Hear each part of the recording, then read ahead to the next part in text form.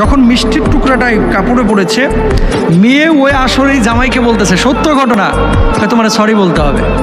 তো ছেলে কানে কানে বলছে, সরি আর হবে না। দেখেন এখনো বাসরই হয় নাই, বিয়ের আয়োজন স্থলেই কিন্তু বসে ঘটনা করতেছে।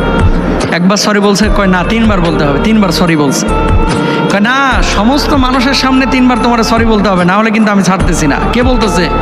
বউ বলতেছে, নতুন বউ। ভদ্রলোক এবার মাইক নিয়ে সরি সরি সরি 3 বার বলেছে। বলার পরে বলতেছে, আমার আরেকটু কথা আছে। কয় কি কথা?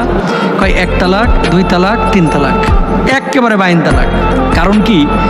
সামান্য একটু মিষ্টির টুকরা কাপড়ে লেগে গেছে, সেই জন্য যদি তারে উন্মুক্ত এই ময়দানে মজলিসে বসে আমারে 3 বার সরি বলতে হয়, 60 বছরের জীবনে এর সাথে কেমনে কাটাবো? তাহলে তো সরি সরি জিকির প্রতিদিন করে বউয়ের পাও ধরে বসে থাকতে হবে। লজিক আছে। 3 বার সরি বলে 3 তালাক দিয়ে 22 তালাক, স্থায়ী তালাক, এর সাথে সংসার করা যাবে না।